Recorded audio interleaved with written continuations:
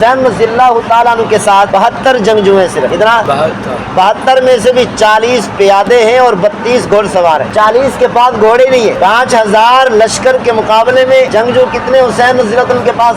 72۔ حضرت حسین رضی اللہ عنہ نے فرمایا زہیر رضی اللہ عنہ سے شمر سے کہو جنگ روک دے، ہم نماز پڑھنے، نماز کا ٹائم ہو گیا۔ شمر نے کہا ہم جنگ نہیں روکیں گے۔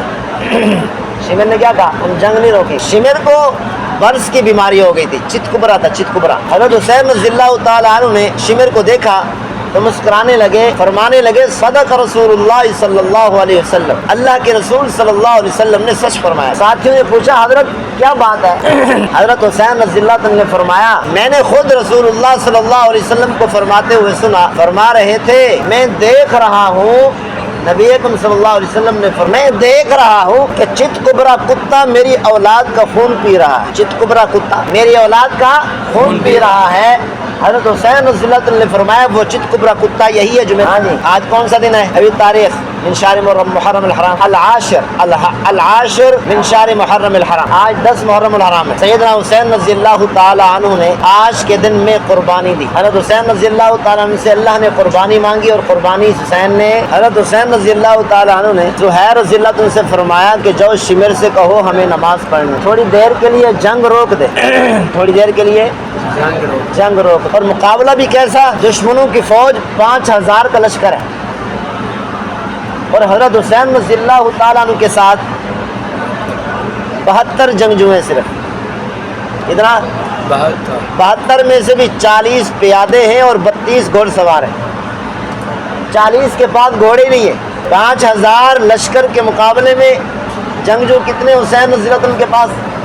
72۔ حضرت حسین رضی اللہ عنہ نے فرمایا زہیر رضی اللہ عنہ سے کہ شمر سے کہو جنگ روک دے، ہم نماز پڑھنے، نماز کا ٹائم ہو گیا۔ شمر نے کہا ہم جنگ نہیں روکیں گے۔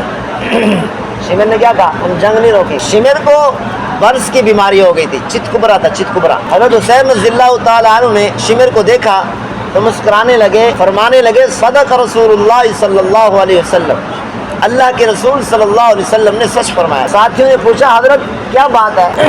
حضرت حسین رضی اللہ عنہ نے فرمایا میں نے خود رسول اللہ صلی اللہ علیہ وسلم کو فرماتے ہوئے سنا، فرما رہے تھے میں دیکھ رہا ہوں، نبی اکرم صلی اللہ علیہ وسلم نے فرمایا میں دیکھ رہا ہوں کہ چت کبرا کتا میری اولاد کا خون پی رہا ہے، چت کبرا کتا میری اولاد کا خون پی رہا ہے۔ حضرت حسین رضی اللہ عنہ نے فرمایا وہ چت کبرا کتا یہی ہے جو میرے سامنے کھڑا ہے۔ شمر اللہ تعالیٰ کے فیصلے بھی بڑے عجیب ہوتے ہیں اور اللہ تعالیٰ کی تقسیم بھی بڑی عجیب۔ عمر بن سعد 4000 کا لشکر لے کر آیا حضرت حسین رضی اللہ عنہ کے مقابلے، اور عمر کا والد سعد بن ابی وقاص ایران کا فاتح، نبی کا عاشق، اہل بیت سے بے انتہا محبت کرنے والا، اپنی جان کی بازی لگانے والا اہل بیت کے لیے، ایران کو فتح کرنے والا، دنیا کی سپر پاور، اس وقت کی سپر پاور ایران تھا، پوری دنیا میں سپر پاور کو پاش کرنے والا عمر کا والد سعد بن ابی وقاص تھے، اور بیٹا 4000 کا لشکر لے کر آیا نبی صلی اللہ علیہ وسلم کی اولاد کو ذبح کرنے کے لیے۔ اللہ کی تقسیم بھی بڑی عجیب۔ باپ ایران کا فاتح، نبی کا عاشق، بیٹا نبی کی اولاد کو ذبح کر رہا ہے، نبی کے اہل بیت کو ذبح کر رہا ہے۔ نوح علیہ السلام اللہ کے نبی ہیں، بیوی اور بیٹا کافر ہے۔ لوط علیہ السلام اللہ کے نبی ہیں، بیوی کافرہ ہے۔ اللہ نے عذاب بھیجا، بیوی ہلاک ہو گئی۔ لوط علیہ السلام بچ گئے، اللہ کے نبی تھے۔ عبداللہ بن ابی منافق ہے، منافقوں کا سردار عبداللہ بن ابی، اور عبداللہ بن ابی کا بیٹا عبداللہ نبی کا عاشق ہے، سچا ایمان والا۔ ایک مرتبہ عبداللہ حاضر ہوا، یا رسول اللہ یہ جو آپ پانی پی رہے ہیں نا اس میں سے کچھ مجھے بھی بچا دیں۔ نبی اکرم صلی اللہ علیہ وسلم پانی نوش فرما رہے تھے۔ عبداللہ آیا، آ کر کہنے لگا یا رسول اللہ یہ جو آپ پانی نوش فرما رہے ہیں نا اس میں سے تھوڑا سا مجھے بھی بچا دیں۔ نبی اکرم صلی اللہ علیہ وسلم نے فرمایا کیا کرے گا؟ یا رسول اللہ اپنے باپ عبداللہ بن ابی کو پلاؤں گا، شاید ایمان نصیب ہو جائے، جہنم سے بچ۔ اور نبی اکرم صلی اللہ علیہ وسلم نے اپنا بچا ہوا پانی دے دیا، فرمایا جاؤ شاید اللہ تعالیٰ ایمان نصیب کر۔ عبداللہ نبی اکرم صلی اللہ علیہ وسلم کا بچا ہوا پانی لے کر کے اپنے باپ کو جا کر کہا یہ نبی اکرم صلی اللہ علیہ وسلم کا بچا ہوا پانی پی لے، شاید تجھے ہدایت نصیب ہو جائے۔ عبداللہ بن ابی نے کیا کہا؟ ہدایت نہیں تھی، ہدایت مقدر میں نہیں تھی، تو نبی اکرم صلی اللہ علیہ وسلم کا بچا ہوا پانی بھی نہ پی سکا۔ اگر عبداللہ بن ابی بھی نبی کا بچہ وہ پانی پیتا تو ایمان نصیب ہو جاتا، اسی لیے اللہ نے پینے ہی نہیں دیا۔ ایمان اس کا مقدر میں نہیں، نبی کا جھوٹا پی نہیں سکتا، اگر اس نے پی لیا تو پھر ایمان دینا پڑے گا، نبی کے بچے ہوئے پانی کی برکت کو زہر کرنا پڑے گا، اللہ نے پینے ہی نہیں دیا۔ پتہ ہے کیا کہا عبداللہ بن ابی نے بیٹے سے؟ بیٹے ان کا پیشاب لے آئے پی لوں گا، بچہ وہ پانی نہیں پیوں گا، پیشاب لے آ پی لوں گا بچہ وہ پانی۔ نبی کا پیشاب بھی پی لیتا پھر بھی ہدایت مل جاتی، لیکن پیشاب بھی اس کے مقدر میں نہیں تھا۔ نبی کا یہ اہل سنت کا عقیدہ ہے، نبی کا بول و براز پاک ہے۔ کئی صحابہ نے پیا ہے نبی کا پیشاب، اور نبی اکرم صلی اللہ علیہ وسلم نے کیا فرمایا؟ منع نہیں فرمایا، ناراض نہیں ہوئے، بلکہ فرمایا میرے جسم کا حصہ کسی کے اندر جائے گا اس پر جہنم کی آگ حرام ہے۔ ایک نوکرانی کو باندی کو دیا، رات کسی مجبوری کی بنا پر نبی اکرم صلی اللہ علیہ وسلم نے کسی برتن میں پیشاب فرمایا تو صبح کو باندی کو دیا، جاؤ باہر ڈال کے آؤ، باہر گئی پی لیا، پھر آئی نبی اکرم صلی اللہ علیہ وسلم نے پوچھا کیا باہر پھینک گئی؟ یا رسول اللہ میں تو پی گئی، میں تو پی گئی۔ تو نبی اکرم صلی اللہ علیہ وسلم نے کیا فرمایا؟ فرمایا کہ میرے جسم کا حصہ کسی کے اندر جائے گا اس پر جہنم کی آگ تو آگ دھواں بھی حرام ہے۔ باپ منافقین کا سردار، بیٹا نبی کا عاشق، باپ منافقین کا سردار عبداللہ بن ابی، اور بیٹی جمیلہ حنظلہ رضی اللہ عنہ کے نکاح میں مسلمان سچی ایمان والی بیٹی جمیلہ کس کی بھی زوجہ ہیں؟ حنظلہ رضی اللہ تعالیٰ عنہ، غسیل الملائکہ حنظلہ رضی اللہ تعالیٰ عنہ کی بیوی ہے، زوجہ مطہرہ ہیں۔ اللہ کی تقسیم ہے، یہدی من یشاء ویضل من یشاء۔ اللہ فرماتے ہیں میں جس کو چاہتا ہوں ہدایت دیتا ہوں، جس کو چاہتا ہوں گمراہ کرتا ہوں۔ حنظلہ رضی اللہ تعالیٰ عنہ بیٹا حنظلہ غزوہ احد میں جنگ لڑ رہا ہے، بیوی کے ساتھ ایک رات گزاری، شادی ہوئی ایک رات گزاری، غسل کرنے لگے، ادھر سے آواز آئی، نبی نے اعلان کر دیا جنگ کی تیاری کرو۔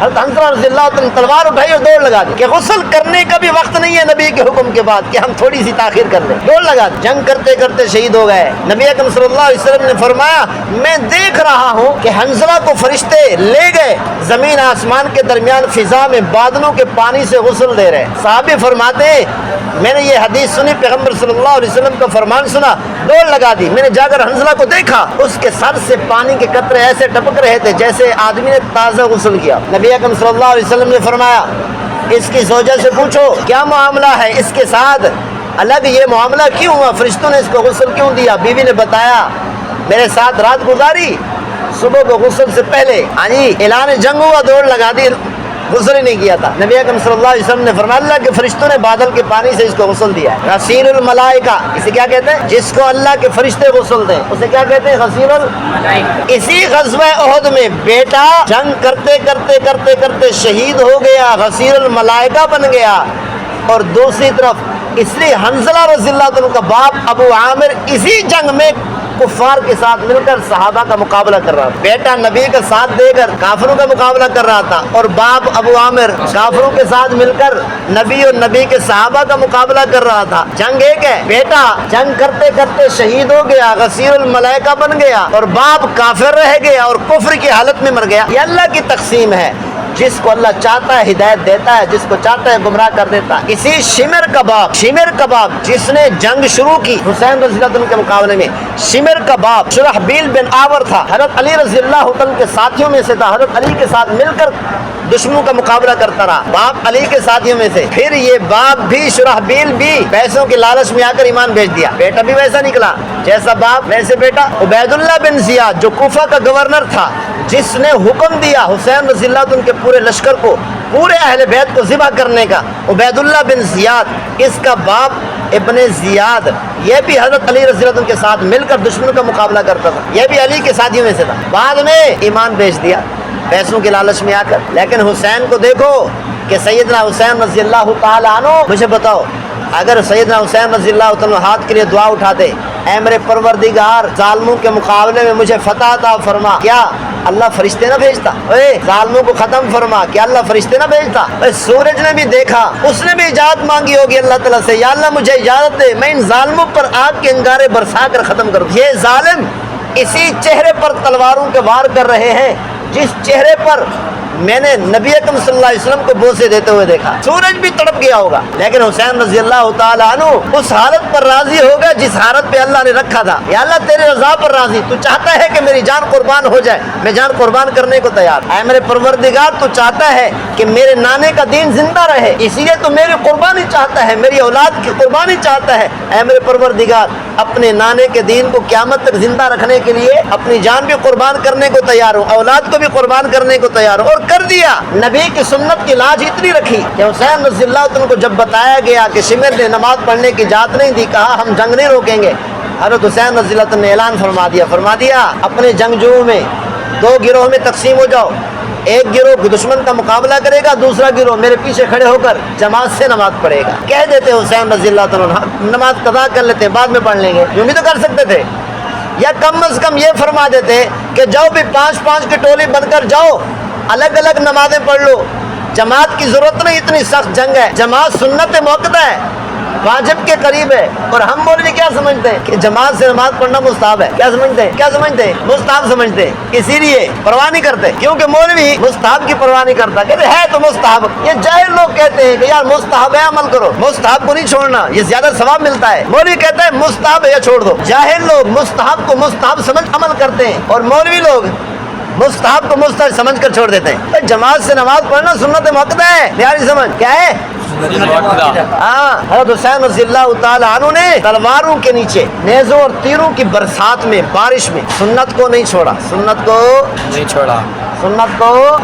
پر عمل کر کے دکھایا. جان کے ٹکڑے کرا دیے پر سنت کو جان کی بازی لگا دی. سنت کو میدان جنگ میں, تیروں کی برسات میں, نیزوں کی بارش میں, چلتے ہوئی تلواروں کے نیچے کھڑے ہو کر سنت کو نہیں چھوڑا, سنت کو زندہ کیا. اور ہم آرام دہ جگہوں میں بیٹھ کر بھی سنت پہ عمل نہیں کر سکتے. آرام دہ جگہوں میں بیٹھ کر, سکون والی جگہوں میں بیٹھ کر سنت پہ عمل نہیں کر سکتے. پگڑی باندھنے سے سر پہ وزن ہوتا ہے, سر پہ کیا ہوتا ہے؟ وزن ہوتا ہے. میں نے پگڑی پہنی ہوئی ہے, دیکھو کتنی موٹی ہے, مجھے تو وزن نہیں لگتا. جو نبی کی سنت پر عمل کرنے کی لذت کو محسوس کرتے ہیں نا, ان کو وزن محسوس نہیں ہوتا.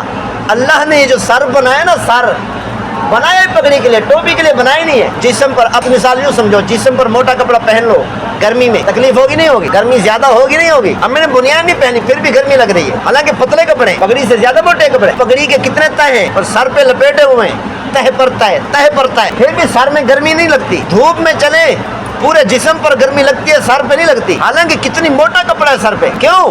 اس لیے کہ اللہ تعالیٰ نے یہ جو سر کی ڈیزائننگ کی ہے نا, یہ کی ہی پگڑی کے لیے ہے. جس کی ڈیزائننگ ہی اللہ نے پگڑی کے لیے کی ہو, اللہ تعالیٰ نے اس میں گرمی کو برداشت کرنے کی استطاعت اور طاقت رکھ دی سر میں پہلے سے, پگڑی کے کئی تہ برداشت کر سکے اور گرمی نہ لگے. واہ حسین, واہ حسین. یا تو حسین کا نام لینا چھوڑ دو یا سنت کی اتباع شروع کرو. یا تو حسین کا نام لینا چھوڑ دو, تم اس لائق نہیں ہو کہ حسین کا نام. حسین رضی اللہ تعالیٰ تو وہ ہیں, تیروں کی بارش میں انہوں نے سنت کو نہیں چھوڑا. ہم سکون کی جگہ میں, امن کی جگہ میں بیٹھ کر, جہاں پر ہمیں کوئی خوف و خطرہ نہیں, نہ دشمن کا نہ گرمی سردی کا, پھر بھی ہم سنت پہ عمل نہیں کرتے. پرواہ نہیں ہمیں, سنت کو ذبح کر رہے ہیں, پرواہ نہیں. اپنے جسم سے سنت کو دھکیل رہے ہیں, دونوں ہاتھوں سے دھکے دے رہے ہیں, پرواہ نہیں. ہے عالم, ہے طالب العلم. فرشتے بھی ہنستے ہوں گے, ہمیں دیکھ کر فرشتے بھی ہنستے ہوں گے, کہتے ہیں دیکھو بھائی اپنے آپ کو عالم کہتا ہے, پگڑی نہیں پہن سکتا, نبی کی سنت پہ عمل نہیں کر سکتا, اپنے آپ کو عالم کہتا ہے, اشراق کی 2 رکعت نہیں پڑھ سکتا. ہے عالم, ہے طالب العلم. تہجد نہیں پڑھ سکتے, تہجد پڑھنے کا ٹائم نہیں ہے ہمارے پاس. ہے عالم, طالب العلم. ہاں جی, اشراق کی 2 رکعتیں نہیں پڑھ سکتے, اوابین کی 6 رکعتیں نہیں پڑھ سکتے. ہمارے پاس ٹائم ہی نہیں ہے. گپے لگانے کا ٹائم ہے, ادھر ادھر کی مارنے کا ٹائم ہے, محفلیں جمانے کا ٹائم ہے, ساری بدماشیاں کرنے کا ٹائم ہے, پر 2 نفل کا ٹائم نہیں ہے ہمارے پاس. جو امن اور سلامتی والی جگہ پہ بیٹھ کر نبی کی سنت کو ذبح کرے وہ بجے نہ مستحق نہیں. جو نبی کی سنت کو ذبح کرے امن اور سلامتی کی جگہ پہ بیٹھ کر, شیطان بھی کھلتا اسی, میرے اتنی آمن ضرورت کیا نہیں, آدھا دیکھ میرے آمن ضرورت کیا نہیں تھے, شیطان آدھے ہوں میرے مذہب ای سائڈ میرے مذہب. اگر آج بھی ہمیں احساس پیدا نہ ہوا کہ ہم نبی کی سنت کو چھوڑ رہے ہیں, کل کو یہاں سے جانے کے بعد فرض کو چھوڑنے پر بھی احساس نہیں, کیا سمجھتے ہو؟ ہم نے آنکھیں کھولی, قرآن مل گیا, سامنے پڑھا, حدیث کی کتابیں سامنے پڑھی, یہ حدیث کی کتابیں, یہ قرآن مجید, یہ ایسے پہنچ گئے ہم تک, ساری چیزیں ہم تک ایسے پہنچ گئے. بہت ایٹومیٹک سسٹم ہے, ایٹومیٹک سسٹم ایسے پہنچ گیا. نبی اکرم صلی اللہ علیہ وسلم کے اہل بیت کا خون لگائے, نبی کے اہل بیت کا خون لگائے ہیں, ہم تک پہنچا یہ دین, یہ قرآن, یہ حدیث مبارکہ, یہ پورا دین ہم تک پہنچا. ایسے نہیں پہنچا. بہت بڑی قیمت ہے اس کی ادا کی گئی ہے. ہمیں احساس تک نہیں, احساس تک نہیں. سنت چھوڑ رہے, احساس نہیں. عالم ہو کر سنت کو ذبح کر رہے, احساس نہیں ہے. عالم, شوق نہیں ہے دین کا, دین پہ عمل کرنے کا شوق نہیں ہے, اعمال کرنے کا شوق نہیں ہے. حضرت عبداللہ بن عباس رضی اللہ عنہ سے فرمایا, کسی نے بیمار ہو گئے, آنکھوں کی بیماری تھی. فرمایا کہ آپ آخری وقت میں, آخری عمر میں, ڈاکٹروں نے کہا کئی دن آپ کو سجدہ لکڑی پر کرنا پڑے گا, یا سجدہ نہیں کرنا پڑے گا, آپ سجدہ نہیں کر سکیں گے, پھر آپ کی آنکھیں صحیح ہو جائیں گی. فرمانے لگے سجدہ نہیں چھوڑ سکتا, آنکھیں جاتی ہیں تو چلی جائے. نبی نہ ہو گئے لیکن سجدہ نہیں چھوڑا. ہم شاید سمجھتے ہیں ایسے بس ایٹومیٹک سسٹم ہے, دین ہم تک پہنچ گیا, خود بخود پہنچ گیا. حالانکہ شرعی طور پر سجدہ نہ کرتے, سجدہ چھوڑنا جائز تھا ان کے لیے, شرعی طور پر جائز تھا, شریعت میں اجازت ہے, پھر بھی نہیں چھوڑا. عشق تھا, عشق, اسے کہتے ہیں عشق اور محبت. یہ کیسے ہو سکتا ہے کہ میں اللہ کے قدموں پر اپنا سر نہ رکھوں, آنکھوں کی وجہ سے اللہ کے قدموں پر سر رکھنا چھوڑ دوں؟ یہ نہیں ہو سکتا. صحابہ دین پر عمل کرتے تھے دین سمجھ کر, ہم دین کو چھوڑتے ہیں دین سمجھ کر. ہم میں اور صحابہ میں فرق نہیں. مستحب کو چھوڑتے ہیں مستحب سمجھ کر, سنت کو چھوڑتے ہیں سنت, یہ سنت ہے چھوڑ دو, کوئی بات نہیں, مستحب میں چھوڑ دو. یہ آپ کو, یہ بار بار آپ کو اسی لیے احساس دلایا جاتا ہے کہ یہاں سے جب نکلو, نبی کی ایک ایک سنت آپ کے جسموں میں اتنی راسخ ہو چکی ہوں کہ اگر خدا نہ خواستہ کسی مجبوری کی بنا پر کوئی سنت چھوٹے تم سے, تمہیں رونا آ جائے, آنکھوں میں آنسو آ جائیں, اے کاش کہ مجھے مجبوری نہ آتی, اے کاش کہ میں سنت نہ چھوڑتا, سنت چھوڑنے کی نوبت نہ آتی. مولانا جمشید رحمۃ اللہ فرماتے ہیں, میں تبلیغی جماعت میں کیسے لگا. میں ایک مسجد میں, عالم تھے, میں ایک مسجد میں خطیب تھا, امام خطیب تھا. اس مسجد میں تبلیغی جماعت آئی, وضو کر رہے تھے ساتھی, تو ایک تبلیغی ساتھی کھڑا تھا, رو رہا تھا, وضو خانے میں کھڑے ہو کر رو رہا. میں نے پوچھا کیوں رو رہا ہے؟ خیر پتہ اس نے کیا کہا, دل پر لکھنے کی بات. اس تبلیغی ساتھی نے کہا میرا مسواک گم ہو گیا ہے اور مجھ سے آج نبی کی سنت وضو میں چھوٹ گئی, اسی لیے رو رہا ہوں, اسی غم میں رو رہا ہوں کہ آج وضو میں مسواک والی سنت چھوٹ گئی, نبی کی ایک سنت مجھ سے رہ گئی. مولانا جمشید رحمۃ اللہ نے فرمایا بس میرے دل کو چوٹ لگی, اور میں نے کہا اصل لوگ تو یہ ایک سنت کے چھوٹنے پر اتنا غم اور درد اور فکر اور اتنی پریشانی کہ رو رہا ہے. رونے کی نوبت ہے, رونا ایسے آ جاتا ہے, رونا ایسے آ جاتا ہے. اسے کہتے ہیں متبع سنت. سنت چھوٹے کسی مجبوری کی بنا پر تو رونا آ جائے, تڑپ اٹھے ہے آج مجھ سے نبی کی سنت رہ گئی, ایسے متبع سنت بن, یہاں سے جاؤ. اسی لیے بار بار آپ کو تنبیہ کی جاتی ہے مختلف طریقوں سے, کبھی جرمانے عائد کر کے, کبھی شرم دلا کر, شاید متبع سنت بن جائیں. یہ سنت تمہارے جسموں میں راسخ ہو جائے, پیوست ہو جائے, تمہاری عادت بن جائے. کم از کم حسین رضی اللہ عنہ سے سبق سیکھ لو, انہوں نے سنت نہیں چھوڑی, اور ہماری یہاں پر سکون والی جگہ میں بیٹھ کر یہ حالت, عمل نہیں کر سکتے. عمل کرو گے نہیں کرو گے, پکی بات ہے. یعنی مقصد آپ سے پیسے لینا نہیں ہے بھائی, جرمانے عائد کر کے پیسہ جمع کرنا مقصد نہیں, آپ کو سنت پر لانا مقصد, اعمال پر لانا مقصد, نیک بنانا مقصد ہے, تاکہ آنے والی زندگی میں کامیاب ہو جاؤ. کسی نے مجھے کہا کہ آپ ہمارے بیٹے پر جو ہے نا جرمانے عائد کرتے ہیں ہر وقت. میں نے کہا اگر مثال کے طور پر ہمارے پاس 4 سال پڑھتا ہے, زیادہ سے زیادہ 4 سال کتنی جرمانے ادا کر دے گا؟ 3000, 4000, 5000. اگر 4-5 سالوں میں 4-5 ہزار سے آپ کا بیٹا تبع سنت بن جائے, بتاؤ آپ کے لیے مہنگا ہے. اور یہ جرمانے بھی تو ہم اس لیے عائد کرتے ہیں تاکہ یہ بچے اپنی خرچی سے جرمانے دیں. جرمانے بھی مختصر ہے, زیادہ وزنی نہیں ہے, اپنی خرچی سے دیں تاکہ ان کو احساس ہو کہ ہم نے کتنا بڑا جرم کیا ہے, نبی کی سنت کو چھوڑ کر کتنا بڑا جرم کیا ہم نے, تاکہ احساس ہو. پیسہ لینا مقصد نہیں ہے ان سے. میں نے کہا 80 روپے سے یہ مدرسہ امیر نہیں ہو جائے گا, ہو جائے گا. اور تکلم کا 200 روپے 300 روپے دے کر مدرسہ امیر ہو جائے گا. یہی مدرسہ تم پر کروڑوں روپے خرچ کر رہا ہے مہینے کا, اور ایک مہینے کا 1.5 کروڑ سے زیادہ تم پر خرچ کر رہا ہے, اور تمہارے 200-300 سے امیر نہیں ہو جائے گا مدرسہ. بلکہ یہ مدرسہ تم سے 200 روپے 300 روپے لے کر 80 روپے اعمال کا لے کر یہ مدرسہ تمہیں قیمتی بنانا چاہتا ہے. نہ دو 1 روپیہ بھی نہ دو, عمل کرو. اصل مقصد تو عمل ہے, عمل پر لانا مقصد ہے نا. مدرسے والوں نے کیا کہا, ایسا تو ہمیں کیا کہا, عمل کرو. وہ کہتے ہیں عمل کرو, وہ کرو گے عمل نہیں کرو گے.